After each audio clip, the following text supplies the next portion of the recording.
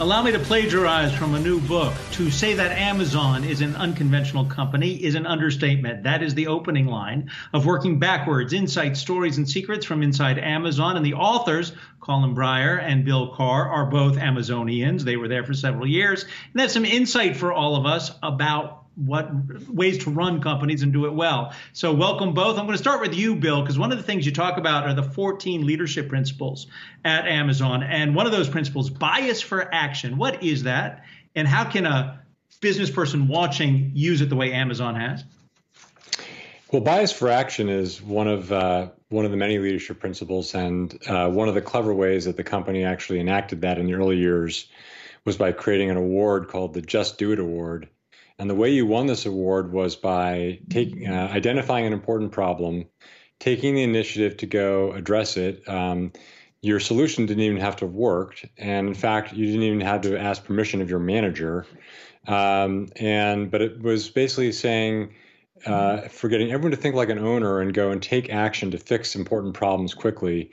And the way you won this award, if you won this award, you got to yourself an old beat up, like size 15 Nike shoe handed to you by Jeff, and you'd be recognized at the Amazon All Hands meeting. So it was sort of part of that culture of that startup culture where we were getting big fast and having to move mountains to get there. Colin, just describe to us what the culture is like inside Amazon, because I think that's such a huge question for so many people. We know we have read certain media reports that don't really shed a favorable light on the company, but I'm curious just to get your experience and I guess what exactly you wish people knew about working inside Amazon. If you had to distill the Amazon's culture, it would really be four things: customer obsession versus competitor obsession, just a spirit of invention, and along with that is how you fail. So there are processes to handle failure within Amazon. Long-term thinking, beyond the quarterly revenue targets that you need to hit, thinking longer term than most companies do, and then just taking a pride in operational excellence of everything you do. Most of the work individuals and teams do won't make it out and customers can't see it, but those little details matter. And that's what makes the customer experience a delightful customer experience, is getting all of the little details right. And so Amazon has processes inside to reinforce all of those. And it's an invigorating, fun, and challenging place to work, but you really make a material difference for customers.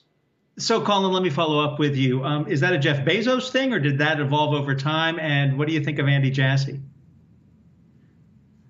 Jeff, from day one, has said that he wanted to create Earth's most customer-centric company and spent a lot of time figuring out how to do that and instrumenting processes within the company. What I think of Andy Jassy, I think he's going to be a great second CEO for Amazon. He's well steeped in the Amazon culture. He's worked in very large organizations, but also is familiar starting with small groups. He built AWS from $0 to $10 billion faster than Amazon grew from $0 to $10 billion, starting in 94. So he's got all of the tools and knowledge, and I think he's going to do a fantastic job in this new role.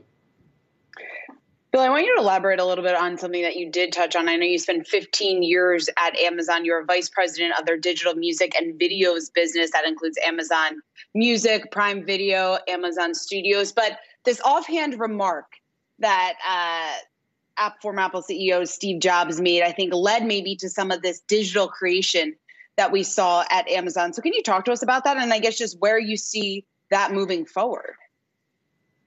Well, the genesis of the digital media business really was at the end of 2003. Amazon, 77% of Amazon's worldwide revenue was all physical media products, books, CDs, DVDs. And Jeff had actually had a meeting with Steve Jobs around that same time, just before he released iTunes for Windows. And, the notable thing about that meeting was that Jeff didn't, run back to Seattle and create a fire drill to create an Apple copycat product. Instead, he tapped my boss and me to move off of managing Amazon's largest business to start a new business in digital media. And we spent, weeks, months thinking through how we could really create value for customers And the first product we came up with to do that was the Kindle, which was a real breakthrough for customers. So Jeff really approached that problem differently than the way a lot of CEOs would have. I think I owe you a thank you. I've got my Kindle. I'm going to pull it out of the drawer. I got my Kindle right here, and I'm loving the first season of Flack on Amazon Prime, but I got to let you go after that. Colin Breyer and Bill Carr, Working Backwards, Insight, Stories, and Secrets from Inside Amazon. We appreciate your joining us.